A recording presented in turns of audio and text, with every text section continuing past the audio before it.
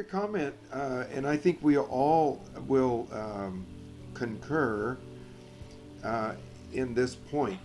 And several of us have mentioned that our past experiences and our past walk with God has served a very, very valuable purpose. It helped us from the very beginning to get established, to get grounded. The experiences gave us a scope of experience, a spectrum of experience, which becomes our base from which to launch into new things. But true to everything alive, plant, animal, and human, everything alive wants to expand, wants to multiply, wants to propagate. It wants to conquer. Everything alive. Think of your plants. They just keep growing, growing, providing we water them. They keep growing and growing. They produce seeds, fruits, flowers to fill the earth with itself. The same with animals. They propagate. The same with humans. We not only propagate our species, but we like to expand our knowledge or our influence. Especially us guys, we like to conquer. It's built into us. Everything alive wants to grow. Now, I do believe it's exactly the same way in our spirit man. Our spirit, or maybe I should say our soul man slash spirit, our spirit man's already in God. So that we're cool with that, but there's a growth desire. There's a need to grow that is innate in every one of us. And it's waiting for new territory. And if we stay too long in yesterday's pasture, we tend, if we're not careful, if we don't have good understanding, we tend to get mad at that pasture. Now that's not a good thing. We tend to point the finger at that pasture for not producing more. When Psalms 23 says, He leads me in green pastures, plural. And so you and I want to find the new pastures that will keep the growth process in process. And unfortunately, because of our insecurities, because we love our comfort zones, because this is all I've ever known and this is what Grandpa taught me, sometimes we have fear of going to some place new. But going to some place new, we must. Thank you, Yoda. I like that construction of that sentence. We must go to some place new if we're going to stay alive in God. Because that need to grow, need to expand, is built into us. Think of Isaiah 54. Stretch out your tent pegs and lengthen your cords. Think of the great verse that Jabez prayed maybe 20 years ago. It was real popular in the church. Oh Lord, that you would expand my territory. Just don't let me cause pain.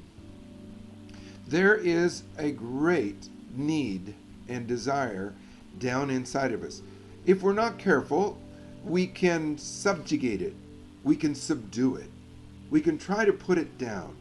And something inside of us gets a little kind of antsy and frustrated. And like I said, if we're not careful, we can point the finger at yesterday's pasture because it's not producing what it produced when we were there in the beginning. Let me take a little parentheses story here. When I lived in Wisconsin for 12 years, throughout the 90s, I had a bunch of farm animals. Now, we didn't do them for money, we did them for the experience. But we had a flock of sheep. And those sheep were in a enclosed pasture, and I didn't have any other pastures on our property. So at one point when I realized I could not keep them in nutritious grass to eat, I moved them to a nearby farm and rented a pasture for a while until they ate that down. And we came back to our farm, and guess what? The grass was up again. So we had to move them to where they had nutrition. And if I couldn't move them, then I had to bring hay or some kind of feed in to keep them healthy. And I believe, of course, that's what Father does for us, but that gives a very real picture. Now let's think about something here for a moment. If I was a sheep and I came to a new pasture, I would think, wow, this is great. All the green grass I could possibly eat, right? Until a few months or a year or whatever, or maybe I'm in the winter and I've eaten all the grass down and the grass is just sticking up out of the ground by a half inch and I'm trying to pinch off a little bit. Now, this is where there's a little breakdown, because in earthly situations, shepherds can shortchange their sheep, or not watch over them well. But we have a Heavenly Father who does expertly for us if we'll stay in the saddle with Him, if we'll move along with Him as He opens up new doors. Okay, now back to this.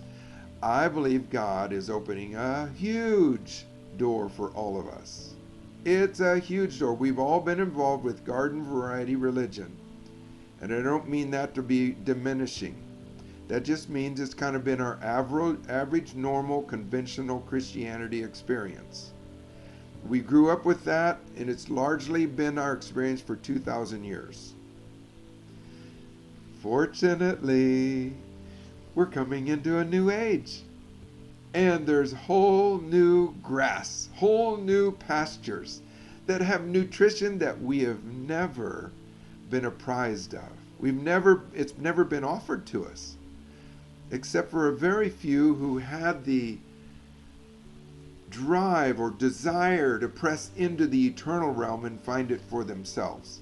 What's cool is, I believe with all my heart, God is opening up a huge door, and there's a wholesale grace for a brand new day in God with brand new nutrition. No wonder we're excited.